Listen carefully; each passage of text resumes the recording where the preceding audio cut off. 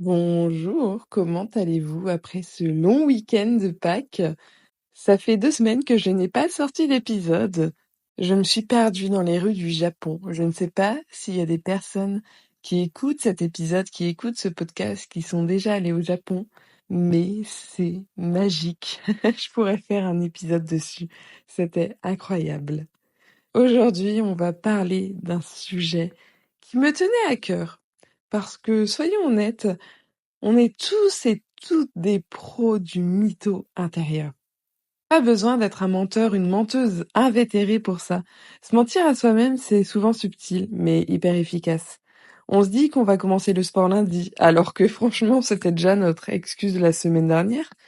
On se convainc que ce job ne nous plaît pas tant que ça, mais bon, c'est confortable, alors pourquoi changer? On insiste que cette relation va s'améliorer, alors qu'au fond, on sait bien que c'est foutu. Bref, on se raconte souvent des histoires, on se trouve des excuses, et souvent on évite de se poser les vraies questions. Mais alors pourquoi on fait tout ça? Et surtout comment on peut apprendre à être un peu plus honnête avec nous-mêmes sans pour autant s'auto-saboter? C'est ce que j'avais envie de vous partager aujourd'hui. J'avais envie de vous parler de tout ça. Déjà, il faut comprendre que se mentir à soi-même, c'est un mécanisme de survie. Notre cerveau, c'est un petit filou. Il est programmé pour nous protéger du stress, de l'angoisse ou du changement.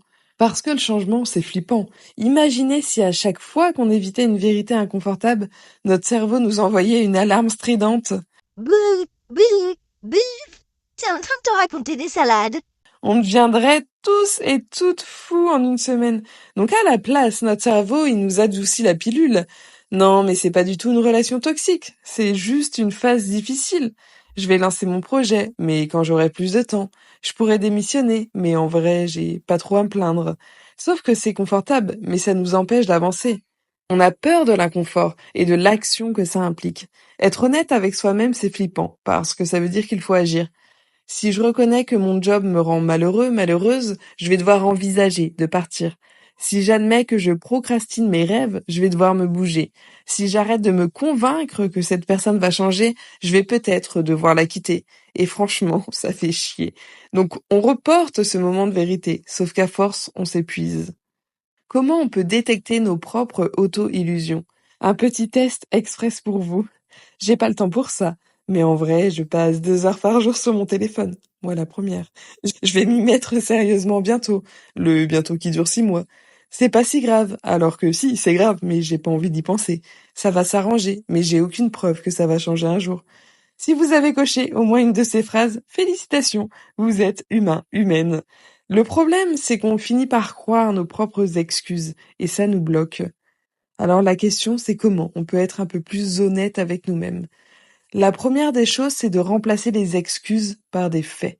Plutôt que de nous dire j'ai pas le temps pour faire du sport, disons-nous je ne fais pas du sport une priorité en ce moment. Et boum, la nuance elle est énorme parce que dans le deuxième cas, on reprend le contrôle et on subit pas notre propre bullshit. Une des choses aussi, c'est de s'entourer de gens qui ne nous caressent pas toujours dans le sens du poil. On a tous et toutes besoin d'un ou d'une pote qui nous regarde droit dans les yeux et qui nous dit non, cette personne ne va pas changer. Tu dis que tu veux changer de job depuis 2 ans, t'attends quoi? Alors oui, ça pique hein, sur le moment, mais ça nous évite de rester coincés dans notre propre fiction. Je pense qu'une des choses aussi importantes, c'est d'accepter que la vérité pique, mais qu'elle libère. À court terme, se mentir c'est doux, mais à long terme, ça nous enferme et ça nous pique. La vérité, c'est comme arracher un pansement, vous savez. Ça fait mal un instant, mais après on respire et surtout on peut avancer. J'avais envie de vous parler de ça aujourd'hui parce que parfois on est tellement en pilote automatique qu'on oublie qu'on peut se mentir à soi-même. Et je trouve ça important de se remettre en question et de se demander sur quoi on se ment aujourd'hui. Un petit défi de la semaine, prenez une vérité inconfortable que vous évitez et osez la regarder en face. Juste ça, pas besoin d'agir tout de suite, mais juste admettez-la. Et ça me ferait super plaisir que vous veniez me la partager sur Insta. Quelle est la vérité que tu as enfin osé admettre? Je vous fais des gros bisous, je vous souhaite une bonne semaine. Prenez soin de vous, essayez d'être honnête avec vous-même. On se retrouve très très vite pour un tout nouvel épisode. Ciao!